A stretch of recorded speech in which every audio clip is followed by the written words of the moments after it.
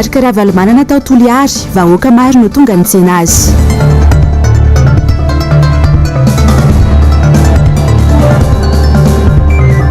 Tiaron'izy ny mpanjifa, tsy emotra izahay na rahonana azy.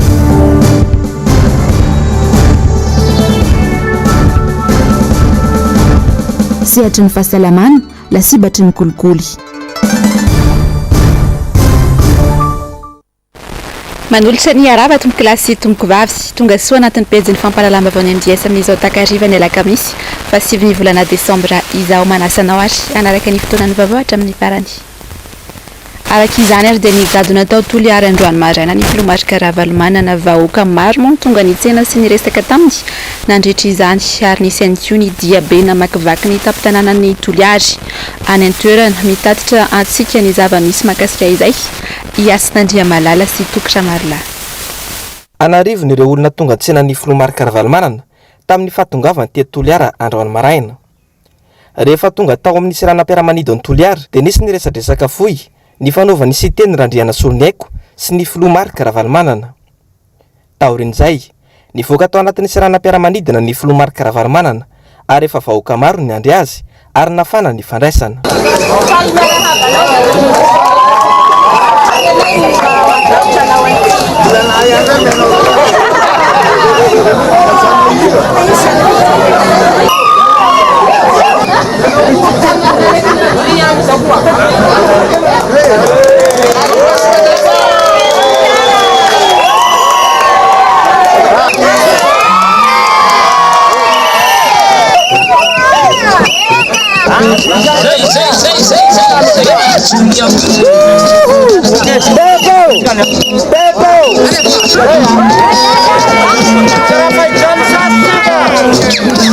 Nanomboka niala teto amin'ny siranam-piaramanidina hiazo ny tokotany malalaka magro,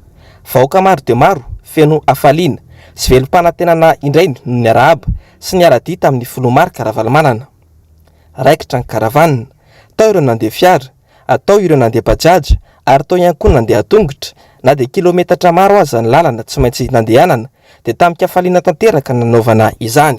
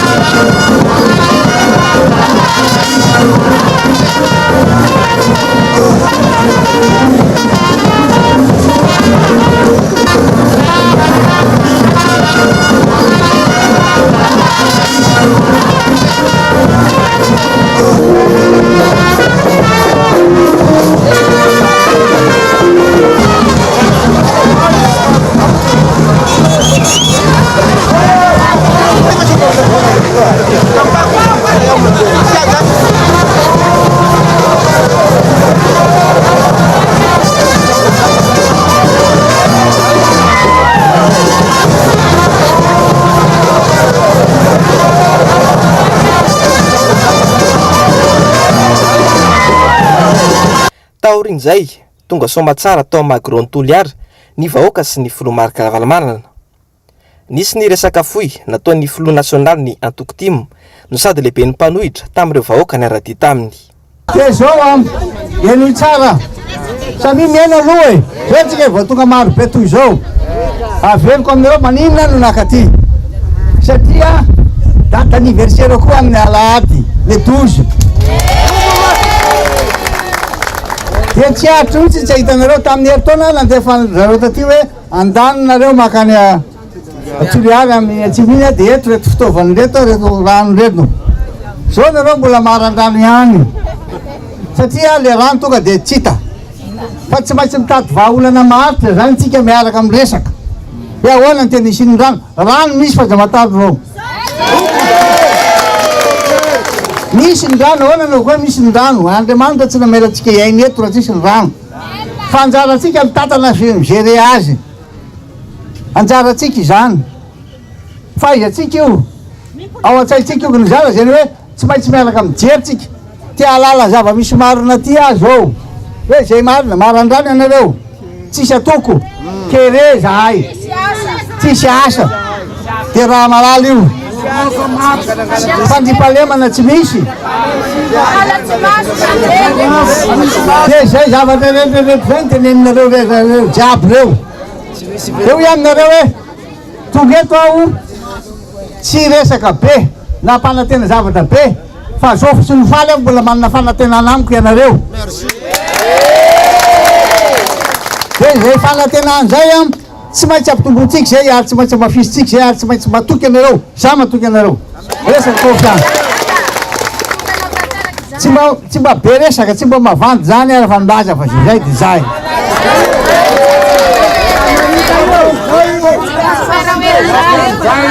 de ty teny aminareo a hoe ngamba ampy zay ny lasa ampy zay ny lasa noho zany a tsy maintsy mieritreritra ny androany a sy noavy isika de milaza aminareo ihany koa fa ny fitiavako any Tiliara ty afatra tsimo ty mahatonga laha ty menimenina ane zao fianakaviako azy zao va de manjala koa ny hoaizy dada ay aty be da be miantso a dada nda hijery zanako aho a zay nda hijery zanako any atsimo ava tena kere marandrano zareo tsisy atoko de zay a mahafinaritra mahita anareo na inona manjo me any aloha tena faly a tonga ty aminareo aloha zao manana fotoana hatramin'ny alahady zany a eritreritra tsara de milaza milahady amin'ny anniversaire milaza zavatra mahafaly anareo a amilahady tsy ela avao a ny tompony andraikitry ny Antokotima eto Toliara kosa dia nanao antsoavo ho an'ny vahoaka ny Toliara ho tonga maro ao amin'ny kianjan'ny Magro Toliara ny alahady ho avy zao izay sady andro fankalazana ny tsingerin-taona naterahany filomarika raha valomanana radio ihany koa. Misy ny fotoana zay ataontsika koa amin'ilay 12 io manomboka amin'ny 2 io zay anatrahantsika amin'ny président ihany koa ary fotoana lehibe dia ny harabahantsika fa tsy ny anniversaire-ny amin'ny 12 io ambarao ny longo ko io ty nama fa io fotoana lehibe zay arahantsika amin'ny président amin'io hamelomany ndraiky ny fantanana anatintsika tsirairay aby amin'ny loza zay mahazo antsika naniky izao toerana io Magro to eto avao miavy aloha nareo tsony tsy azo toera tsy azo plasy amin'ny ray tsika fahatoa raha ny amaroan'ny olona resy lahatra sy ny aradita amin'ny filomarika raha valomanana androany jerena dia babin'ity farany ny vahoaka ny Toliara ary matanjaka sy mbola ao anatin'ny herin'ny tanteraka ny tim sy ireo mpomba ny marika raha valomanana eto Toliara. Manoloana ny hetsika izay ho tanterahin'ny mpanjifa malagasy raha ampitso dia nisy ny fanambarana sy fanentanana nataon'izy ireo any vahoaka malagasy androany. Fantatra mantsy fa efa mandesady ny raha matahotra atao amin'ny mpitarika ity hetsika raha ampitso amin'izao fotoana. Jarman Nomenjanahary sy Tahiry Niaina Ranariny Irina. Tsy emitra izay ninona itrangeo toky efa nifanomezana tamin'ny vahoaka mpanjifa io ka tsy azo fitana ny vahoaka io no nambaran'ireo mpiaro ny zon'ny mpanjifa androany manoloana ny hetsika izay ho atao rampitso eny amin'ny kianjany 13 Mey. Voasoratra mazava ao anatin'ny lalam-pandrenana eo amin'ny 10 ny fahalalana maneho hevitra sy mitendry, ny fahalalana eo amin'ny fifandraisana, ny fahalalana manao gazety, ny fahalalana iditra amina fikambanana na anorina fikambanana, ny fahalalana ivoro malalaka, ny fahalalana mivezivezy, ny fahalalana amin'ny fieritreretana sy amin'ny finoana dia samy antohana ho an'ny rehetra ary tsy azo ferana. Rano tsy misy, vidim-piainana midangana izay tsy ahitan'ny fanjakana vahaolana no fototry ny faneho-kevitra rampitso io. Misy olona hoe anakorotana aty efa enedolo le trazuety amin'ny petite vitesse beururikany le hetsika nefa madio be hetsika mpanjify io tsy tompona andraikitra amin'izay fanakorotana any amin'ny petite vitesse any ambadika sy any beururika izahay ary analakely fanenay eo amin'ny kianjany 13 Mey hoe hiala mandeha midina an-dalambe fotsiny zay miala avy eto Mahamasina dia manao marche pacifique hatreo amin'ny 13 Mey amin'ny folo zany eo amin'ny kianjany 13 Mey fa ny olona mahafantatra zay fotoana ifanomezandreo fa zay ny programme io hoe hiainga manokana avy any Mahamasina misy hiainga avy any anaty tokantranony fa io zavatra io nefa tsisy andeha ho any petite vitesse aloha hoe etsy amin'ny 13 mes dia andeha anakorotana eny amin'ny petite vitesse na hoe eo amin'ny 13 mes dia andeha anakorotana any Beorerika fa zay manakorotana any tompony antoka ny tenany any satria efa misy zavatra efa herinay miainga avy any ambadika any eto zany zay dia manentana mpanjifa tahazomatrany fa endrentsika etsika fitakiana sosiala ny ataontsika taky ny mahazatra dia tsy famahana ny olana mety ampitroatra vahoaka io no vaolana omen'ny fitondrana rajoel fara matahoro mivoaka ny feo ary miparitaka any anatin'ny tambajotra fa misy fikasana isambotra azy ireo eny mamasina izahay rampitso hoy ny fanazavany tsy maninona raha zay mifantatry zareo vaolana ny mandadare fa tsy mampanino zany tsy fonjanke tsy natao ho an'ny biby fa ho an'ny olona io e zakan'olona tsy mety zakanay koa fa ny zavatra mety isy hoe samborinao zahay zay ny vaolana hitanao fa manahoana ny toy nyletsika rehefa avy eo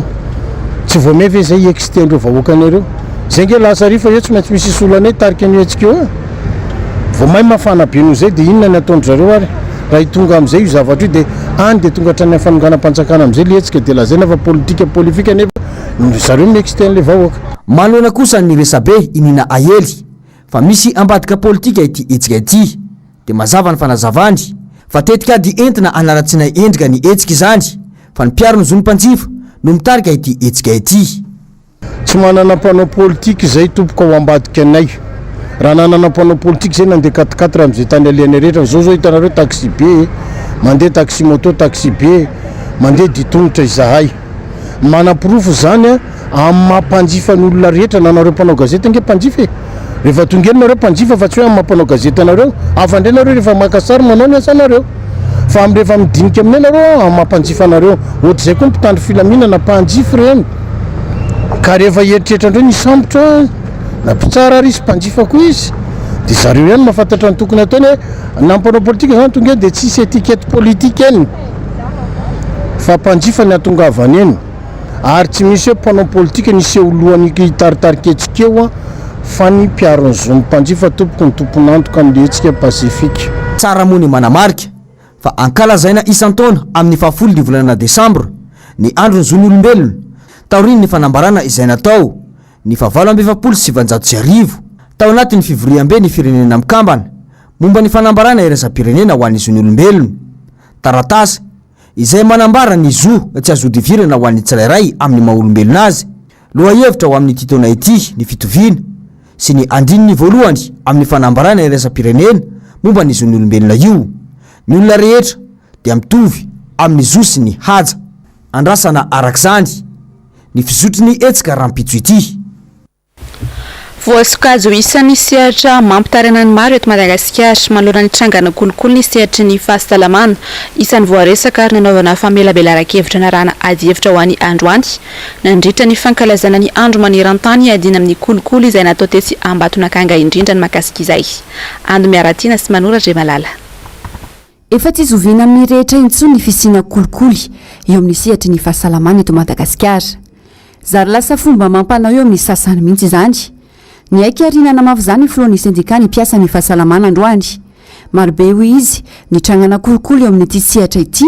indrindra iny anivon'ny hôpitaly Mpanjakana dia eny anivon'ny hôpitaly eny indraindray dia ahitantsika an'ilay hoe angalarina ny fanafodin'ny marary na ampitomboana ny fakturany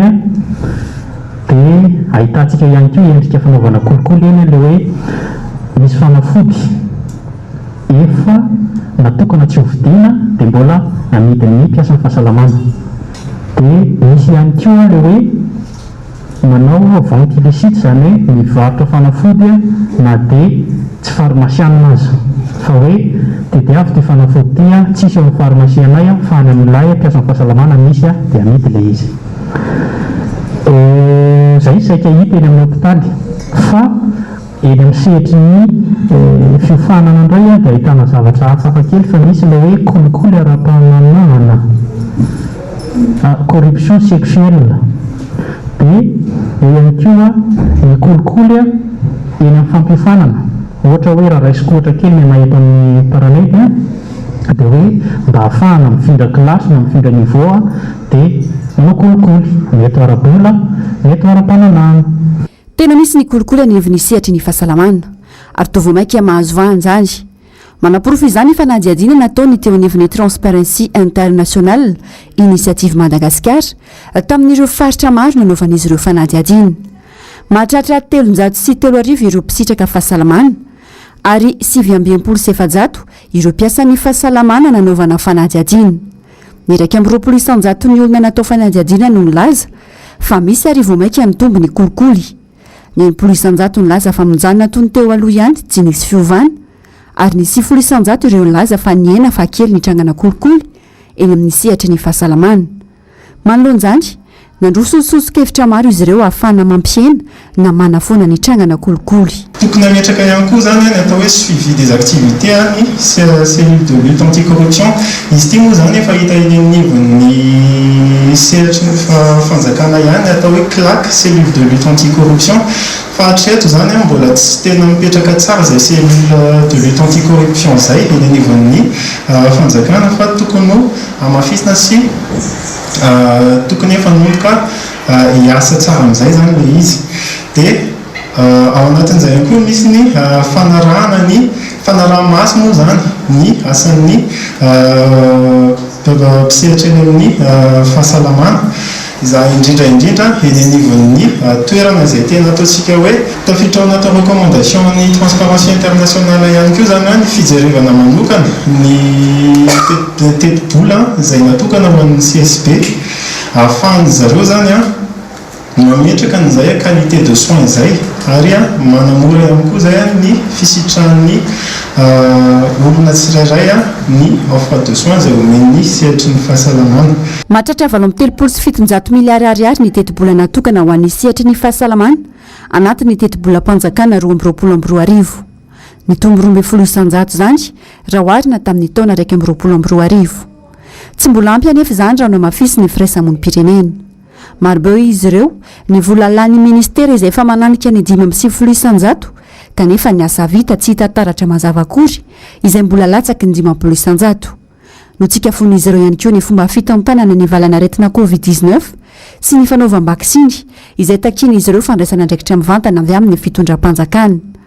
Nankalazana androany moa ny andro maneran-tany amin'ny ady amin'ny kolikoly. Maro ny hetsika nanamarian'izany teto Antananarivo. Isan'izany famelabelan-kevitra narahina ady hevitra dia tsy ambatonakanga ijerena miaraka ny vahaolana ahafahana manafoana ny kolikoly eto Madagasikara indrindra eo amin'ny sehatra ny fahasalamana. Tsy mbola nivahatra eto ny ady tany ao amin'ny fokotany Ambokarivo Toamasina faharoa izay fandolana ny mponina sy ny karana amin'izao fotoana izao. Nanamafy ny tsy fanekena ny fangalarana ny tany moa ny mponina Ando Miaratiana sy Manora Ndre Malalatrany. Ankoatra ny tanin'ireo mponina izay misy ny toeram-ponenany sy ny fivelomany hatramin'ny fasandrazany dia mbola nofefeny karana ihany koa ny tany izay nanaovan'ireo fokon'olona fifanarana tamin'ny orinasa iray. Anisany azon'izy ireo tombotsoa. Mitaraina noho ny fanjakazakany karana amin'ny tany miaraka izany ireo mponina. Tsy voaja ny lalàna no ahina ho misy ambadika kolokolo goavana ihany koa hoy izy ireo. Tato afara ndraika misisika fogna hoe misy karana zany tompony milaza ho tompony tany io. I tany efa vita fandraragna efa ny asan'ny premium izy sy fefeny filatex akio. Ka zay mahatonga ny fokon'olo aby akio mivory aketo tsy magneky zay raha zay fa mila fahamarinana. Milaza fa hoe any filatex le tany misy fitoriagna amin'ny tribunaly agny efa misy indiminy antsonga tagny filatex tsy avy. Ka zay fogna zany zay fifama lany fotoagna kagny kolikoly avolenta mihitsy. Ny antony de tsotra. Teo le izy filatex vetivety eo lasa eny eleky. Zao lay hatramin'ny gendarme aty mahagaganay fa hoe nahazo baiko tsy hampandehany le asa. Le asa tsy mandeha tsy de olana fa le fiarahamonina. Aiza ny mahampitandro filaminana ny mpitandro filaminana hoe tandroka hiaro ny vozona. Tsisy fiarovana ny vozona zany fa baiko ny mpanambola kolikoly avolenta. Nisy didi-pitsarana efa nivoaka fa azo ivezivezeny ity toerana ity ary rehefa nandefa vatantana nefa ampiatra ny didy amin'ny fahafana manokatra ny tany dia milaza ireto mpitandro filaminana fa baiko avy any ambony no raisin'izy ireo ny anakanana ny tsy diran'izan'izany toerana. ny vermaina fotsiny araka izany ivady tany saika anao ny asany. Nisy ordonnance tiny no entiko teto dia sainga hanatanteraka an'izay nefa moa zany no ny fisian'ny mpitandro filaminana teo dia ny tenin'ny mpitandro filaminana fa toerana tsy azo idirana izy io dia tsika moa zany manaja ny lalàna misy tiako lalàna no entiko teo kanefa n'izay moa zany le organisation misy hoe mbola tsy azo idirana io no mampitandro filaminana an'izareo dia nekena zany zay tetsy ankilany nanamafy ny mahazava-dehibe ny tokony sy ny fifampidiniana sy fifampiresana misy fokotany ao an-toerana. Dia tsy ho vita ara-barofo zany fa tokony latabatra boribory nga amin'ny fanatrena aminazy satria le ambompomoka tsy mitondra zavatra lavitra fa fohy ihany karaha ndry magnontany zany io zavatra fantoko hatreto na fokon'olato na premium na sy filatexte dia samby hitady le tombontsoany be sy ny maro. Raha fahitako ananjy aloha dia le misy ampanotanin-jareo moa ato amin'ny premium ato dia misy koa tranon-jareo mbadika ato zo dia mampijory an'jareo aketo tegna marina. Anjakany vahiny tanteraka ny tany malagasy amin'izao fotoana izao toa miraviravy tanana fotsiny anefa ny fitondram-panjakana manoloanjany tsy miaino ary tsy mandray andraikitra manoloana ny antsoantso sy fitakiana samihafa ataony mponina voakasika. Ho an'ny Ambatondrazaka kosa indray dia mahatsiaro mizaly ankehitriny ny olona ny mpivarotra mivelona amin'ny varotra akoho amam-borona any an-toerana tsy mandeha ny tsena kanefa amin'izao akatoky ny fety izao no mba tena fidiram-bola sy fanararaotana. MBS Ambatondrazaka. Tifotry ny fantrana tanteraka ankehitriny ny vahoaka malagasy hatreto tsy mba misy ny fitsinjovana ny vahoaka ataon'ny mpitondro ikatso avokoa rehefa asa fivelomana ka anisan'izany ny endry zareo miary amin'ny alalan'ny varotra akoho-amam-borona eto Ambatondrazaka. Taona fanarotana izy ireo ny vanim-potoana mialohan'ny fety tahaka izao saingy mifanohitra amin'izany ny zava-nisy satria maina nanaraka ny toetrandro izany tsena ny akoho-amam-borona izany. Tsenanay zany izao dia tena tsisy raha manjary mihitsy. Okan'izao zay isan-taona fa voavidy daholo ny haingon-trano atao amin'ny krismasy, ny akanjon-jaza, ny sakafo hohanina moa dia matsiro. Izao dia zara raha mihinana mahita anana kely dia iny mitsinjarainay fa tena tsisy raha manjary mihitsy. Tena tsisy raha manjary eto fa mba miantso aminareza lamba midina daholo ividy fa zay eto tena maina sady mora be ny gisa sy akoho. Tsena amin'izao aloha dia tena tsy mandeha mihitsy. Tamin'ity aloha tena tsisy rano tsena. Alay tamin'ny taona lasa na pasifay tamin'izao. Amin'izao tena tsisy hevitra mihitsy ny tsena. Mety sahirana angamba ny olona raha toa tsy vidivorona. Ny vidim-piainana zany miakatra be. Ireo zany mahatonga le olona sahirana dia tsy mana sahirana ara-bola. Miandrandravà olana avy ampitondra afanjakana araka izany ireto mpivarotra akoho-amam-borona Ambatondrazaka ireto saingy raha ny zava-nisy aloha tao anatin'izay telo taona ny tantanany mpitondra izay dia toy ny rano tetỳ an-damosiny kanakana ny fitarainana rehetra izay natao. Eo amin'izay vavanisy ariny izay hatrany dia tsy hanavahana fa tafiditra ao anatin'ireo sehatra nandringa tanteraka noho ny valanaretina Covid-19 sy ny fiboana rehefa mety ho asa tanana vita malagasy. Maro ny olana sedrainy ity seha-piariana iray ity ka anisan'izany ny mbola tsy fanomezan'ny malagasy lanja azy. Mialy rary nombana sy tahiriny aina. Tsy ireo mpisehatra eo amin'ny tontolon'ny fizahan-tany irery ihany no tojo fahasahiranana nandritra ireny fihiboana ireny fa nitondra faisana hatramin'ireo mpanao asa tanana vita malagasy ihany koa. Voakasika tao anatin'izany ireo mpanjaitra fitafy sy poketra vita eto amintsika. Tsy mora ny manangana entana iray kanefa mbola tsy mahaliana ny olona firy hatreto ny manjifa ny vita malagasy. Tamin'ilay fotoana somary namaivavay tamin'ny resaka aretina sy isan-karazany dia tena hoe natao fotsiny aloha izay nala fosana. Ohatran'ny anay aloha zany tena enjana ny sedraina andreny. Tsisy ninina mihitsy fa tiatoka tena nisy fa miezaka foana hoe mampafantatra ny olona hoe tsika manana zavatra tsara dia miezaka miarina foana e. Ankoatra izay voalaza, maro ihany koa ny olana mbola sedrainy ireo mpanao asa tanana vita malagasy izay sakana mbola tsy ahafana mampiroborobo tanteraka ity sehatra iray ity. Ny olana sedrainy mpanao asa tanana malagasy aloha zany amin'izao dia ny fiakaran'ny vidin'ny akora satria miakatra ny vidin'ny fitaterana dia miakatra ny vidin'ny akora fototra. Normal hoe miakatra le vidin'le entana anefa tsika amin'izay hoe mbola tsy fahazarantsika mbola manome asiny an'le fotoana lany sy le vidin'le akora fototra dia tsy sany mpanao asa tanana malagasy mametraka an'le tena tokony ho vidin'le entana dia lasa plutôt zareo zany lasa mijeriny hoe ahoana ny ohatriny ny fahefan'ny vidin'ny olona mo koa ny entana avy any ivelany mora be mihitsy ny vidiny dia lasa ny fahefan'ny vidintsika koa nefa ny midina dia lasa morona kokoa any ny mpanjifa fatsitsika samy malagasy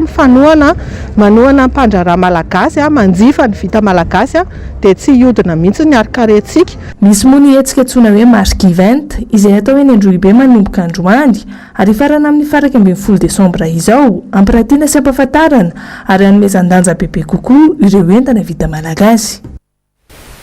Ny vaovao ny tranga amin'ny fiarahamonina dia tovovavy iray no niaran'ny fandrobana sy vondro tamin'ny fomba feno abibiana tao Antsirabe ny 24 ny volana Oktobra lasa teo. Tovolahy roa mbola tsy ampy taona no nahavanana ny loza ka lasan'izy ireo tamin'izany ny vola sy ny moto iray ary nandositra taty Antananarivo izy ireo taorin'izay. Nanokatra fanadihadiana ny manampahefana ka tratra tao Ambohimena Antsirabe izy ireo ny talata lasa teo. Ny eloka vita ny reto farany satria angalatra ilay moto ny tena tanjony saingy olopatany ity norobain'izy ireo ity ka tsy maintsy notaperin'izy ireo ny ainy tamin'ny alalan'ny tsantokatsy teo amin'ny tendany.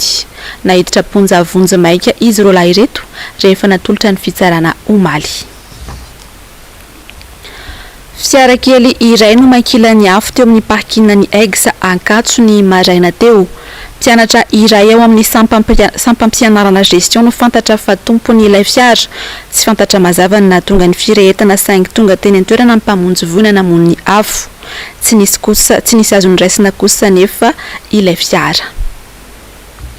Eo amin'izay vaovao tapatapan'izay atrany dia maikilany afo ihany koa ny toeram-pampianarana CEG any Anjivabe. Ao amin'ny commune ambanivohitra Milanovo Image omaly tokony tamin'ny 3 ora maraina. Tsy fantatra mazava izay tena antony nahatonga ny loza saingy raha ny loharanom-baovao dia ny zanaky ny talety sekoly monina eo amin'ity sekoly ity no nahita ny firehetana ka nanaitra ny mponina mampametra-panontaniana ny mponina any an-toerana moa ny zava-misy satria tsy tongatonga ho azy ny tahaka izao fa mety nisy nanao fanahinina. Mirosa amin'ny fanadihadiana mikasika ity raharaha ity moa ny fokon'olona sy ny tompon'andraikitra rehetra any an-toerana amin'izao fotoana izao. Eo amin'ny vaovao maresaka iray sampam-pirenena dia nametra-pialana omaly ariva ny Premier Ministre lehiben'ny gouvernement ao Burkina Faso.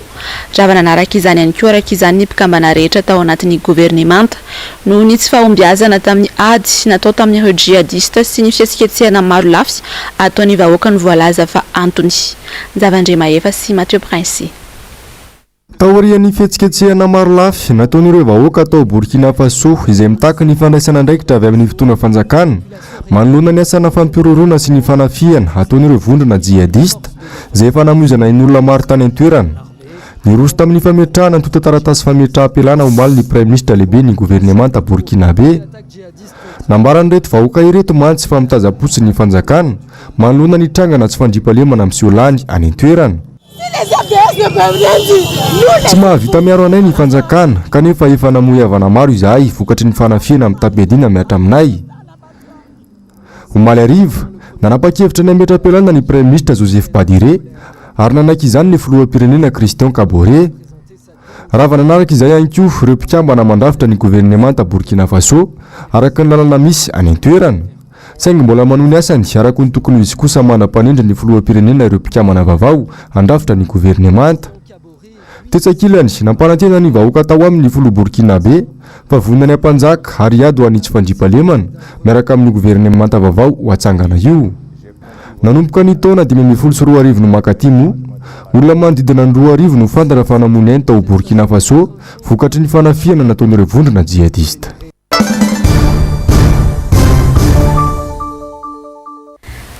Efa nandray ny asany ny filoha sy ny mpikambana vaovao eo anivon'ny birao omaly eo tena misahana ny fifidianana na ny seni amin'izao fotoana izao. Androany no nanatanterahina ny famindram-pahefana teo amin'ity filoha vaovao ity sy ny filohan'ny seni teo aloha izay natao teny amin'ny foibe toerany teny Alarobia. Mialy rarinombana sy tahiriny aina. Anisan'ny raharaha nasarika ny sain'ireo mpanara-baovao ny raharaha doublon tamin'ireny fifidianana tamin'ny taona 2024 ireny. 3 taona aoriana mbola tsy misy tohany mikasika izany raharaha izany satria nodiny teo anivon'ny seni sy ny HCC fanina. Ankehitriny tafapetraka amin'ny toerany ary efa nandray ny asany filohan'ny seni vaovao sy ny ekipany. mahazendana ary toa fanaovana tsinotsinona ny malagasy ny valitenin'ity farany raha nanontaniana ny mikasika io raharaha blanc izay nahitana vato mitovy mahery ny roety sy ratapitrisa io nambarany fa tsy nahita ary tsy naharetatotra mikasika izany raha blanc izany ny tenany tamin'ny fotoana nanatanterahana ny famindram-pahefana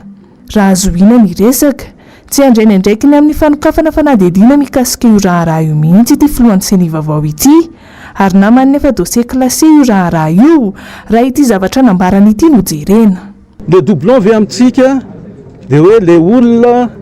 mitovy ny laharany karapanondry pirenena nefa dia olona roa samy hafa le olona amin'ny maha-olombelona dia mety misy lasaka eo amin'ny fandikana ny numéro-ny karapanondry pirenena araka ny atotataratasy no zerevanay ireo olona reo a dia olona samy hafa le faharoa kosa dia an'le olona hoe olona ray izy a nefa manakarapifidianana anakoho na telo dia araka ny document eo ampelantananay a dia tsy nahitanay zay a raha ohatra ka zay no ataontsika hoe doublon zany hoe zany a le inscription multiple everiny sasany hoe ho doublon dia araka ny document nanaovanay famindram-pahefana dia tsy nahita an'izay zahay a vao nivoaka mihitsy ny anaran'ireo biro vaovao mandrafitra ny sininy alatsinainy lasa teo dia efa tsikera maro no nasetrin'ireo olom-pirenena izany maro sahado nefa tsy nakasitraka azy ireo no nitahotra ny iverenan'ny alatra sy ny osika nandritra ny fividianana no tanterana teto amin'ny firenena no ireto farany olona akaiky ny fitondrana avokoa nanome toky ary ny tompo-teny fantatra moa ity filovaovao ity nandritra ny famindram-pahefana teo aminy sy ny filohan'ny seny teo aloha fa hiasa ao anatin'ny mangarahara ka andrasana izy ho fomba fiasany ary ny asa vita no hifampitsarana midrehatra ny kosa ny asa sosialy ataon'ny solombavambahoaka ny Madagasikara Todosoa Andriamampandry izay voafidy tao amin'ny boribory tany fahenina eny Ambohimanarina nitoy tamin'ny fanamboaran-dalana sy tetezana teny anosy vavaka Ambohimanarina indray ny ezaka nataony mialirary nombana sy tahiry ny ainatrany raika ambin'ny folo taona no niainan'ireo roaponina ny faratsindalana teo amin'ny telakelatrano eny ambany avaratra nosy vavaka Ambohimanarina ity ankoatra ny fotaka mandrevo indrindra rehefa fotoam-pahavaratra tahaka izao ankizy maro ihany koa no efa nitondra takatra teo amin'ny toerana io ary efa nisy mihitsy aza ny ainana fohy ny roso tamin'ny fanamboarana izany ho fitsinjovana ireo mponina ny solombavambahoaka Todosoa Andriamampandry roa volana lasa izay ary dia vita soamantsara izany lalana sy tetezana izany ankehitriny mahatsiaro afa-pahasahiranana ireo mponina zay efa mponina tety efa tamin'ny 2000 lasa 2021 zao vao vita ny lalakelinay tena fijaliana tokoa ny zaza teo amin'le tetezana ny zazany anjera dia tena maty zazy io dia tetia misy betaka mifolaka tapaka satria tena riapotaka ny ainanay taty tamin'izany amin'izao fahavaratra zao zay dia miaina tsara mihitsy dia tena makasitraka anao zay Andriamatotodosoa fa raha tsy ianao tsy vita ny lalanay rehefa misy asa sosialy atao tahaka izao miala vola posy hatrany ny solombavambahoaka Todosoa Andriamampandry naneo ny fahavononany hatrany ary nanome tokony vahoaka ny Ambohimanarina ny tenany fa noho ny asa sosialy sy ametraka fotodrafitrasa isam-pokotany ho fanampiana ireo mponina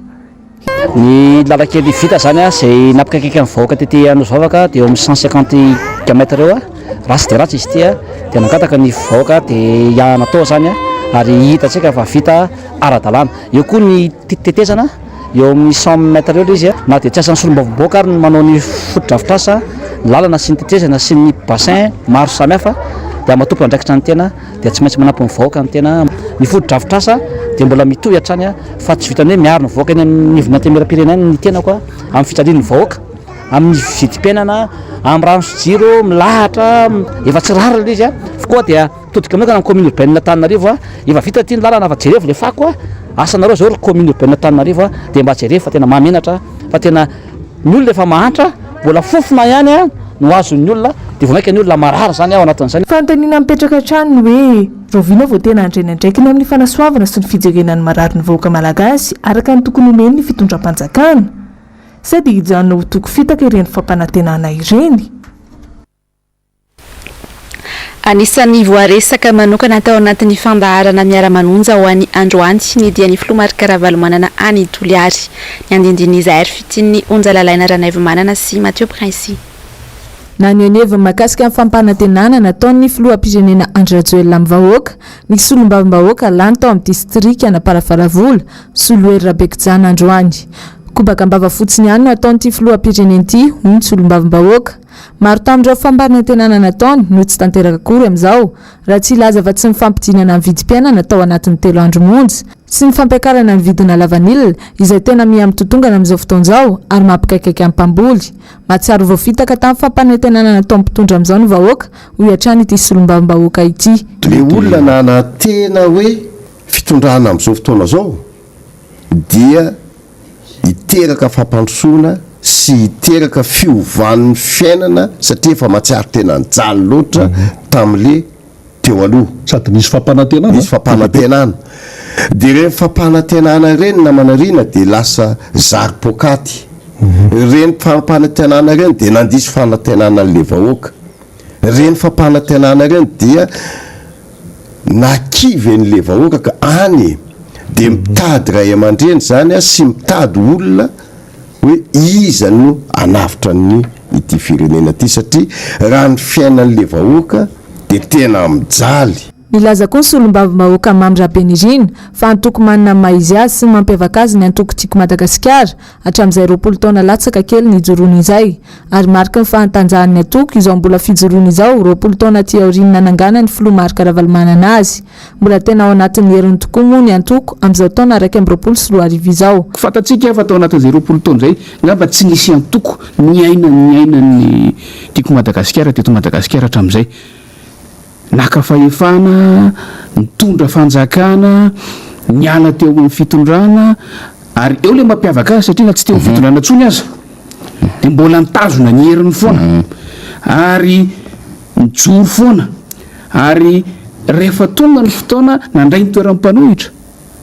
de azo lazaina avy ny antoko tiako Madagasikara no antoko nanana an'izany satan'ny mpanohitra ara-dalàna izany voalohany indrindra teto Madagasikara ampy ny traikefa ny ainany antoko tiako Madagasikara hatramin'izay fa ahafahana mijery inona nety inona tsy nety inona zavatra azo